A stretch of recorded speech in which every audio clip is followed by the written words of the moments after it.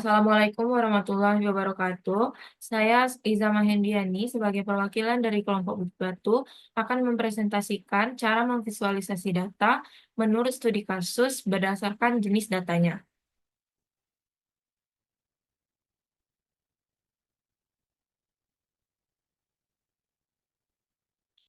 Baik, yang pertama itu pendahuluan. Dalam era digital yang ditandai dengan ledakan data, kemampuan memahami dan menginterpretasi informasi menjadi sangat penting. Visualisasi data berperan sebagai jembatan antara data kompleks dan pemahaman manusia. Dengan mengubah data mentah menjadi representasi visual seperti grafik atau diagram yang memudahkan identifikasi pola, tren, dan anomali. Dalam pengambilan keputusan berbasis data, visualisasi membantu berbagai sektor bisnis, kesehatan, hingga pemerintahan untuk menjelaskan kondisi nyata secara lebih jelas dan meyakinkan. Alat seperti ggplot2 memungkinkan analisis data ini secara profesional dan interaktif. Selain itu, visualisasi juga memperkuat komunikasi lintas disiplin dalam organisasi dengan menyajikan informasi dalam bentuk yang naratif dan menarik, sehingga mempercepat kolaborasi dan pengambilan keputusan bersama. Selanjutnya itu ada metodologi. Yang pertama itu bar chart digunakan untuk menyajikan data diskrit seperti kategori atau jumlah objek dalam kelompok tertentu. Visualisasi data ini memudahkan pembaca membandingkan nilai antar kategori serta mengidentifikasi kategori dominan secara visual. Yang kedua itu ada diagram batang daun, cocok untuk data kontinu dalam jumlah sedang dan mempertahankan nilai asli data. Visualisasi ini memperlihatkan sebaran dan pola data secara eksplisit melalui pembagian digit utama atau batak dan digit akhir atau tahun.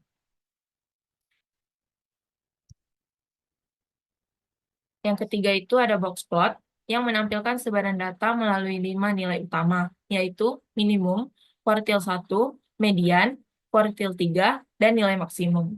Plot ini efektif untuk mendeteksi pencilan dan membandingkan distribusi berbagai kelompok data secara ringkas. Yang keempat itu ada line chart, digunakan untuk menunjukkan tren perubahan data berdasarkan waktu.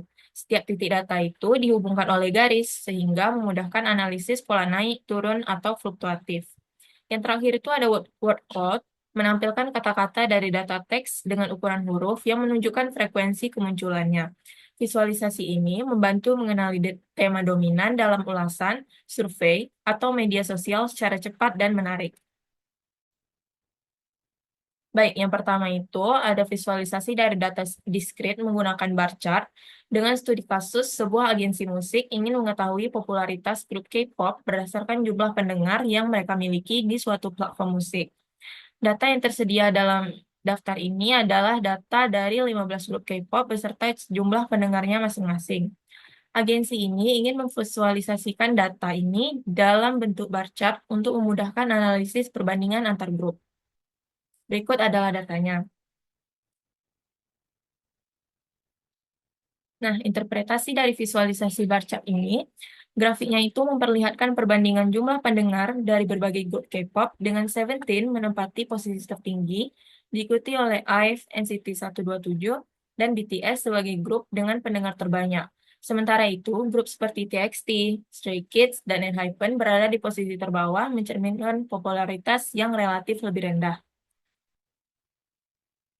Selanjutnya itu visualisasi data kontinu dengan menggunakan steam and leaf diagram memiliki studi kasus sebagai berikut.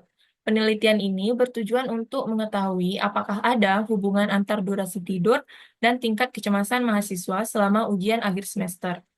Data dikumpulkan dari 20 mahasiswa secara acak dengan mencatat rata-rata jam tidur per malam serta skor kecemasan yang diukur menggunakan skala 0 sampai 100.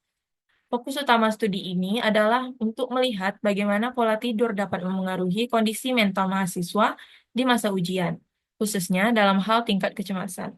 Berikut adalah data dari durasi tidur serta skor kecemasan mahasiswa.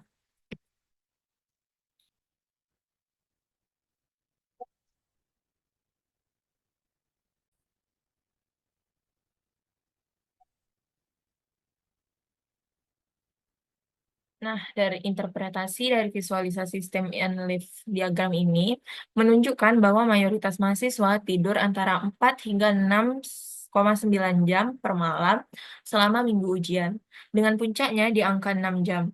Hal ini mengindikasikan bahwa sebagian besar tetap menjaga waktu tidur yang relatif cukup, meskipun dalam masa ujian dan data ini dapat digunakan untuk melihat kaitannya dengan tingkat kecemasan. Oke, selanjutnya kita masuk ke box plot.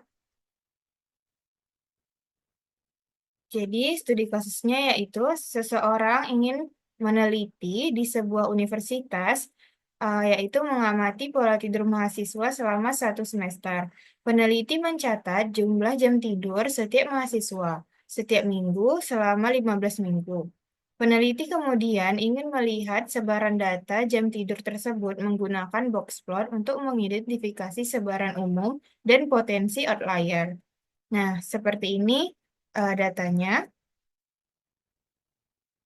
Nah, di sini terdapat visualisasi box plotnya. Interpretasinya yaitu hasil box plot menunjukkan bahwa sebagian besar mahasiswa tidur antara 6,5 hingga 7,5 jam per malam selama minggu ujian, dengan median mendekati 7 jam dan distribusi data yang relatif simetris. Rentang antar kuartil yang sempit, whiskers dalam kisaran normal, serta tidak adanya outlier mengidentifikasi pola tidur yang stabil dan seragam di kalangan mahasiswa. Selanjutnya yaitu tren data yang menggunakan line chart. Studi kasusnya yaitu seorang HRD, perusahaan ingin mendorong gaya hidup sehat dengan membiasakan karyawan minum air yang cukup. Ia mencatat rata-rata jumlah liter air minum yang dikonsumsi oleh seseorang karyawan selama 14 hari kerja berturut-turut. Nah, seperti ini bentuk datanya. Kemudian, bisa kita lihat visualisasi line chart-nya. Grafik ini menunjukkan adanya tren kenaikan yang konsisten dalam jumlah air yang dikonsumsi oleh karyawan dari hari pertama hingga hari ke-14. Pada awal pengamatan, konsumsi air berada di kisaran 1,2 liter, lalu perlahan-lahan meningkat hingga mencapai 2,5 liter pada hari ke-14. Yang terakhir itu ada workout. Studi kasusnya yaitu toko online Shopee-pedia menganalisis 10 ulasan pelanggan yang dikumpulkan selama 1 minggu untuk memahami persepsi terhadap produk mereka. Dengan menggunakan visualisasi workout, tim ingin mengidentifikasi kata-kata yang paling sering muncul guna mengetahui sentimen dominan pelanggan dan menyusun strategi peningkatan layanan serta promosi yang lebih efektif. Berikut bentuk datanya. Kemudian didapatkanlah visualisasinya, di mana dari 10 ulasan pelanggan menunjukkan bahwa kata-kata seperti sangat, kualitas, cepat, dan bagus paling sering muncul yang mencerminkan sentimen positif terhadap Shopee-pedia. Temuan ini dapat digunakan sebagai dasar untuk mempertahankan kualitas layanan dan menyusun strategi promosi yang lebih efektif. Kesimpulannya, visualisasi data merupakan alat penting untuk memahami, menyajikan, dan mengomunikasikan informasi secara efektif.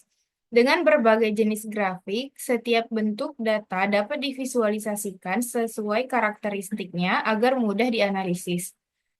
Kemudian, bar chart menunjukkan perbandingan popularitas grup K-pop, Steam and Live menggambarkan distribusi jam tidur mahasiswa, dan box plot menampilkan sebaran tidur yang stabil selama ujian. Line chart memperlihatkan tren konsumsi air harian karyawan, sedangkan workout mengungkapkan kepuasan pelanggan melalui kata-kata positif dalam ulasan. Pendekatan visual menggunakan perangkat lunak R terbukti efektif dalam menganalisis data statistik secara praktis.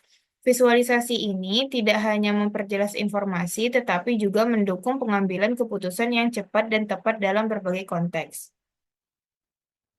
Oke, sekian dari saya dan kelompok saya. Saya ucapkan terima kasih. Assalamualaikum warahmatullahi wabarakatuh.